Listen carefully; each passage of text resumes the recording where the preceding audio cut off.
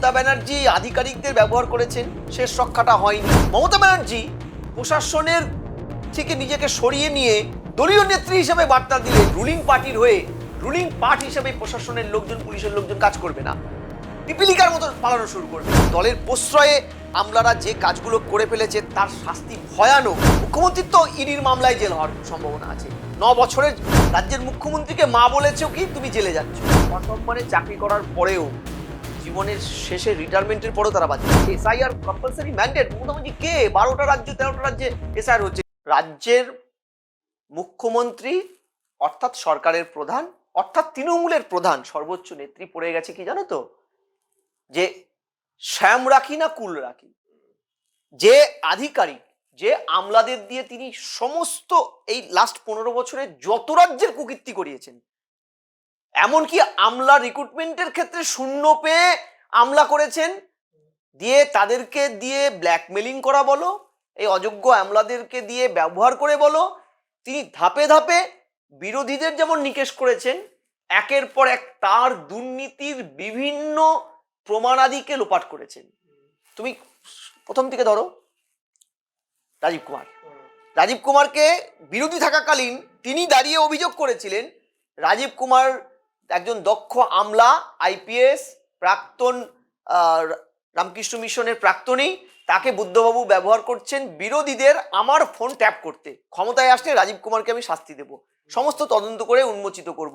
ক্ষমতায় এসে তিনি কি করলেন, রাজীব কুমারকে ব্যবহার করলেন, তাকে ব্যবহার, অ্যারেস্ট তো দূরস্থ, তার ওই পুরনো কুকীর্তিগুলোকে হাতিয়ার করে তাকে দিয়ে তার সমস্ত সরকারের কুকীর্তিগুলো নতুনভাবে শুরু করলেন। এবং শুধু বিরোধীদের ফোন ট্র্যাপ করা নয়, রাজীব কুমার অর্থাৎ লোপাট কুমার নামে অনেকে চেনে তাকে, তিনি সারদার পেন ড্রাইভ, লাল ডায়েরি সব লোপাট করলেন এমনভাবে যে সিবিআই যখন তাকে অ্যারেস্ট করতে এসেছিল তিনি ধর্ণা দিলেন সিবিআই আধিকারিকদেরকে, তার পদমর্যাদা, সাংবিধানিক পদের অবমাননা করে এই সিবিআই কর্তাদের অ্যারেস্ট পর্যন্ত করিয়েছিলেন, মনে আছে তো।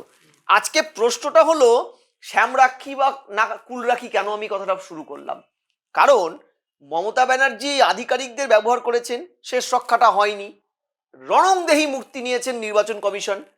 পুরো প্রক্রিয়ায় নির্বাচন কমিশনের আইন মোতাবিক, যেটা 324 নম্বর ধারার 6 উপধারায় স্পষ্টত বলা আছে, কেন্দ্রীয় নির্বাচন কমিশন ডিরেকশন, সুপারভিশন, পানিশমেন্ট এটা তারা করতে পারে। তা সেটা তারা করেছে। সুপ্রিম কোর্ট, মাননীয় সুপ্রিম কোর্টও পর্যন্ত লাস্ট শুনানির দিন পরিষ্কার মমতা ব্যানার্জি যে শুনানিতে কালো চাদর গলায় জড়িয়ে দিয়ে হাজির হলেন, ভুলভাল ইংরেজিতে কথা বললেন, সেদিনও পর্যন্ত মাননীয় সুপ্রিম কোর্ট বুঝিয়ে দিয়েছিল রাজ্য প্রশাসনকে আলটিমেট এসআইআরটা করতে হবে আপনাকে, এটা কনস্টিটিউশনাল ম্যান্ডেট। কি প্রক্রিয়ায় করা হবে সেটাও সিদ্ধান্ত নেবে কেন্দ্রীয় নির্বাচন কমিশন। দুধ কা দুধ পানি কা পানি, রাজ্য সরকার বুঝে গেছেন। তারপরে খেলাটা কোথায় হলো বুঝলে হবে, মুখ্যমন্ত্রীর কম্পালশন, তৃণমূলের তো কম্পালশনটা অন্য জায়গায়। ধরো এই আধিকারিকদের বিরুদ্ধে তিনি যদি মামলা করেন, ঠিক যেমন এসআইআর শুরু হওয়ার আগে 4 জনের বিরুদ্ধে মামলা করতে বলেছিল কেন্দ্রীয় নির্বাচন কমিশন, কারণ তারা পোটেনশিয়াল, কেন্দ্রীয় নির্বাচন কমিশনের ভাষায় potential amount two criminal misconduct করেছে, মনে আছে। তারপরে কোনো কেস তো সাজানোই হয়নি, এফআইআর তো দূরস্থ, ন্যূনতম শাস্তি দেয়নি বলে 256 নম্বর ধারাকে মনে করিয়ে দিয়ে, যেই ধারাতে বলা আছে কেন্দ্রীয় পার্লামেন্টের যে আইনটা পাস হবে কসি ফেডারেল স্ট্রাকচার অনুযায়ী রাজ্য সেটা ইমপ্লিমেন্ট করতে বাধ্য, এবং সেটা করবে কারা, করবে এই প্রিন্সিপাল সেক্রেটারি বা এক্সিকিউটিভ এন্ড রাজ্যের। এটা মনে করিয়ে দিয়ে প্রিন্সিপাল সেক্রেটারিকে দিল্লিতে ডেকে পাঠিয়েছিল, মনে আছে। তারপরে এফআইআর হয়নি। আজকে কেন তড়িঘড়ি ডিউ টাইমের আগে মমতা ব্যানার্জির পুলিশ এইটা প্রশাসন এফআইআরটা করলো, আবার মমতা ব্যানার্জি প্রশাসনের থেকে নিজেকে সরিয়ে নিয়ে দলীয় নেত্রী হিসেবে বার্তা দিলেন আমরা এফআইআর করছি মানে তাকে, তার সার্ভিস ক্যারিয়ার নষ্ট করব না, তার প্রমোশন হবে, যাদের এফআইআর করার কথা বলবে তার প্রমোশন হবে। কেন এটা বললো, এই যে ব্যালেন্সটা খেললেন কেন, কারণ এই আধিকারিকরা যদি একটার পর একটা প্রশাসনের দ্বারাই, প্রশাসনের জন্যই, প্রশাসনের কাজ করতে গিয়ে আজকে অ্যারেস্ট হয়, ডিমোশন হয়, ক্যারিয়ারের দাগ লাগে, তাহলে অগণিত যে আমলারা বসে আছে, প্রশান্ত বর্মনের মতো আমলারা, নীলাদ্রি শেখর দাসের মতো আমলারা, যিনি মক্কায় বসে থাকা একটা লোকের এখানে নমিনেশন করিয়ে দিয়েছিলেন, পরবর্তীকালে সুপ্রিম কোর্ট, হাইকোর্টে পর্যন্ত ভর্ষিত হয় এটা, এরা তাহলে তো কনফিডেন্সের অভাবে ভুগবে, সরকারের থেকে নিজেরা সরিয়ে নেবে মুখটা, আর সরকারের হয়ে এরা কাজ করবে না, অর্থাৎ রুলিং পার্টির হয়ে রুলিং পার্ট হিসেবে প্রশাসনের লোকজন, পুলিশের লোকজন কাজ করবে না, পিপিলিকার মতো পালানো শুরু করবে। তাই মমতা ব্যানার্জি এদেরকে বকলমে আশ্বাস দিলেন, শুধু নয়, ঠিক যেমন ভাবে এর আগে আশ্বাস দিয়ে পরিষ্কার বলাই হয়েছিল যে ডিরেক্ট অ্যাটাক করে, যে যখন এসআই শুরুর আগে 4 জনের বিরুদ্ধে, 2জন ডেটা অপারেটর, 2জন বোধহয় বিডিও, তাদের বিরুদ্ধে ব্যবস্থা নেওয়ার কথা বললে নির্বাচন মুখ্য সচিব চিঠি দিয়ে নির্বাচন কমিশনের সমালোচনা করে বলেছিল মেবি আর ডিসপ্রপোর্শনেটলি হার্স মেজার্স নেই। আজকে এই জায়গাটা তারা করলেন, কারণ এই প্রশাসনের লোকজনকে কনফিডেন্সে না রাখতে পারলে মমতা ব্যানার্জি দুর্নীতিটা করতে পারবে না, এরাই তো দুর্নীতির মুখ। আজকে আচ্ছা বলো তো, রাজীব কুমার দ্বিতীয়বার কোথায় চলে গেলেন, অন্তর্ধান হলো কেন? ইডি আধিকারিকদের ঠেকাতে গিয়ে মমতা ব্যানার্জি যখন আগ্নেয়াস্ত্র নিয়ে ওখানে হাজির হলেন বেআইনিভাবে, পিএলএম অ্যাক্টের কাজ করতে বাধা দিলেন, তখন এই আমলারা গিয়ে যে ভুলটা করে ফেলেছিল তার থেকে আর বাঁচার কোনো রাস্তা নেই বলে কিন্তু উনি অন্তর্ধান হয়ে গেছেন। রাজীব কুমার উনি ভালো করে বুঝেছেন, আইনটা ভালো বোঝেন তো, যে এবার আর সুপ্রিম কোর্টে আমার পালানোর রাস্তা নেই। তাই তো আজকে মমতা ব্যানার্জি এটা করলেন, কারণ মমতা ব্যানার্জিকে যারা আইনি পরামর্শ দেয় তারা পরিষ্কার বলে ফেলেছেন, ম্যাডাম আইন অনুযায়ী যা ভুল কাজগুলো আপনাদের দলের মাধ্যমে, দলের প্রশ্রয়ে আমলারা যে কাজগুলো করে ফেলেছে তার শাস্তি ভয়ানক। আমি তোমাকে বলছি, সেকশন 21, সেকশন 13cc, সেকশন 32, সেখানে 3 থেকে 2 বছরের জেল, 3 মাস থেকে 2 বছরের জেল। মুখ্যমন্ত্রীর তো ইডির মামলায় জেল হওয়ার সম্ভাবনা আছে, 9 বছরের কারাদণ্ডের প্রভিশনই আছে ওখানটা। আমলাদের কাজে বাধা দেওয়া, সেন্ট্রাল অথরিটিকে কাজে বাধা দেওয়া, সেটা একদম ভিন্ন বিষয়। এই জায়গায় প্রশাসন, নির্বাচন কমিশনের মতো একটা স্ট্যাটুটরি বডির কাজকে আটকে এই যে আমলারা, এই যে বিডিওরা, এই যে ডিএমরা, ইনক্লুডিং মুখ্য সচিব নন্দিনী চক্রবর্তী, এরা যে ভুলটা করেছে না, এক্সিকিউটিভ এন্ড যে সাংঘাতিক বেআইনি সংবিধান বিরুদ্ধ কাজ করেছে, শুধু নয় সংবিধানকে ডিরেক্ট অ্যাটাক করেছে, কনস্টিটিউশনাল অথরিটিকে ডিরেক্ট অ্যাটাক করেছে, কনস্টিটিউশনাল প্রিন্সিপাল মরালিটিকে কিল করেছে, এর শাস্তি ভয়ানক হতে যাচ্ছে। এই কারণে কিন্তু মমতা ব্যানার্জি শ্যামও রাখলেন, কুলও রাখলেন, এদেরকে বার্তা দিয়ে রাখলেন। আমি তোমাকে বলছি বার্তাটা ভুয়ো বার্তা, মমতা ব্যানার্জি এদেরকে বাঁচাতে পারবে না।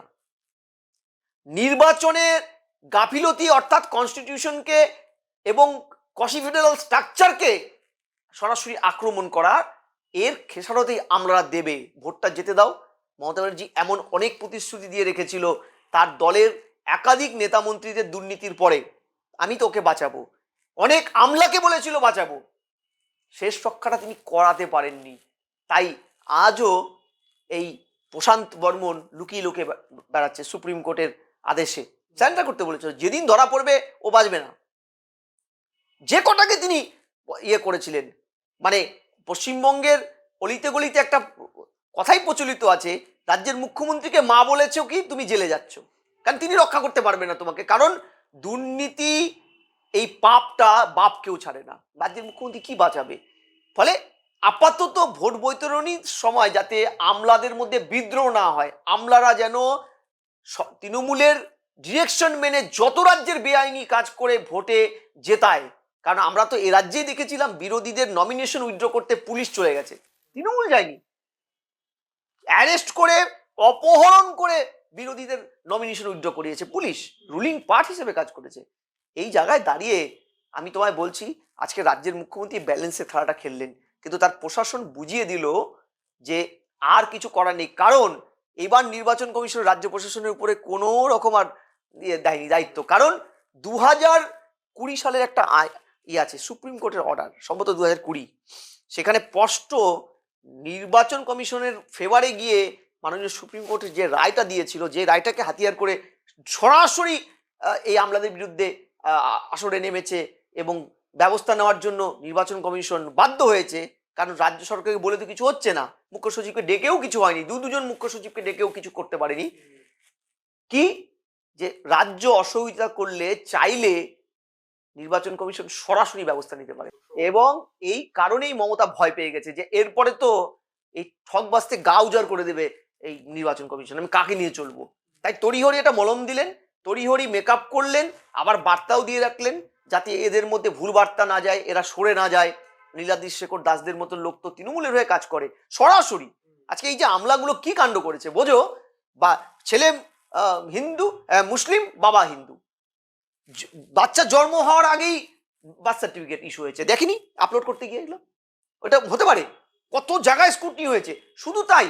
শুধু তাই এখানে দেখা যাচ্ছে যে 1 মাসের ব্যবধানে একটি মহিলার 2টো সন্তান হয়েছে। মা মেয়ের বয়সের ব্যবধান, মেয়ে বড়, এক মায়ের পেট থেকে মেয়ে জন্মে মেয়ে বড় হয়ে গেল। এগুলো হয়েছে বাবা, একাধিক জায়গায় বেরোচ্ছে। আজকে এই আমলারা কিভাবে আপলোড করেছে, তাহলে বোঝো তাহলে কত এমন অনেক ভুয়ো নাম ঢুকেছে যেগুলো এখনো ট্রেস করতে পারা যায়নি সময় অভাবে। ফলে আমি তোমায় বলছি, পরিস্থিতি যে জায়গায় দাঁড়াচ্ছে না, মমতার কিন্তু এই আমলারা কেউ বাঁচবে না। তারা আজীবন সসম্মানে চাকরি করার পরেও, জীবনের শেষে রিটায়ারমেন্টের পরেও তারা বাঁচবে না। আমি নিজে সরকারি চাকরি করেছি, অশোক স্তম্ভের মহিমাটাই ওখানে গিয়ে শোনো। অশোক স্তম্ভ ব্যবহার করে চাকরিটা করেছি। একটা বিয়ে করতে গেলে সরকারকে জানাতে হবে, না জানালে আগাম সেখানে আমার বিরুদ্ধে পানিশমেন্ট হতে পারতো। জমি কেনা, সম্পত্তি ক্রয় করতে গেলে সরকারকে জানাতে হয় আগাম নোটিফিকেশনের। ওই অশোক স্তম্ভ ব্যবহার অত সোজা জিনিস নয়। আর এটা তো আমলা, গ্রেড 1 অফিসারদের রেস্ট্রিকশন আরো ভয়ানক লেভেলে থাকে। 2002 SIR এর সাথে সরাসরি যুক্ত থাকার সূত্রে আমি তোমাকে বলছি, নির্বাচন কমিশন শুধু স্বশাসিত একটি অটোনোমাস বডি নয়, এর কাজে মাননীয় সুপ্রিম কোর্টও নাক গলাতে পারে না। হ্যাঁ, ইডি, CBI, NIA এগুলো শুধু একটা অথরিটি নয়। আমার পুরো খেয়াল আছে মাননীয় সুপ্রিম কোর্ট PLM অ্যাক্ট যখন পাশ হয়, তৎকালীন ইউপিএ সরকার, অর্থমন্ত্রী পি চিদম্বরম তখন অর্থমন্ত্রী, তিনি পার্লামেন্টে একটা ভাষণে বলেছিলেন এই আইন PM, DM, CM কারো কাছে দায়বদ্ধ নয়। ঠিক এটা নিয়ে মামলা যখন হয়, সুপ্রিম কোর্টও এই অবজারভেশন দিয়ে বলেছিল এই আইনটা আর্থিক বেআইনি আর্থিক লেনদেন, ব্ল্যাক মানি ধরার আইন, সেটা কারো কাছে দায়বদ্ধ নয়, স্বতন্ত্র। ফলে কেউ নাক গলাতে পারবে না কেন্দ্রীয় আইনের এই জায়গাগুলোয়, যতক্ষণ না কেন্দ্রীয় আইনটা সঠিকভাবে ইমপ্লিমেন্ট হয়। আজকে SIR compulsory mandate, Mamata Banerjee কে 12টা রাজ্য 13টা রাজ্যে SIR হচ্ছে, নিঃশব্দে হয়েছে। হ্যাঁ, কোনো নাম শুনেছো? কাউকে কেউ আচর দিয়েছে শুনেছো? আজকে মমতা ব্যানার্জির লাফালাফিটা কেন? উনি তো সাধারণত নিজের ইন্টারেস্ট, নিজের মানে লাভ ছাড়া কোনোদিন কোনো কথা বলে না। আজকে SIR এ তার কঙ্কালসার ভোট রাজনীতির বেআব্রু চরিত্রটাকে বেআব্রু করে ফেলেছে। তাই তিনি এই যে বাধা দিচ্ছেন, ধমকাচ্ছেন, চমকাচ্ছেন। প্রথমে বললো SIR করতে দেবো না, কোনো ভোটারকে বাদ দিতে দেবো না, লাভলি খাতুন সাঁতরাদি তার কত প্রিয়। তারপরে আজকে আস্তে আস্তে নরম হতে হতে এখন বলছেন কোনো আমলাকে ব্যবস্থা নিতে দেবো না। কালকে ওই আমলাগুলোকে হাতকড়া পরিয়ে বাধ্য হয়ে জেলে ঢোকাবেন, তখন নতুন একটা বায়নারি তৈরি করবেন। সবই উনি করবেন, ঘুলিয়ে খাচ্ছেন, শেষ চেষ্টা করে দেখছেন, রক্ষে তিনি পাবেন না। মাঝখান থেকে মরবে কারা জানো?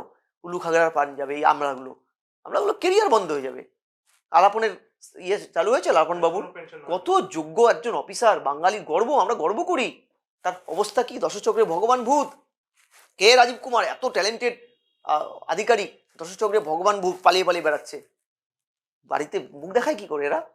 ফলে আমি আবারও বলছি, এরা কিন্তু কেউ পার পাবে না।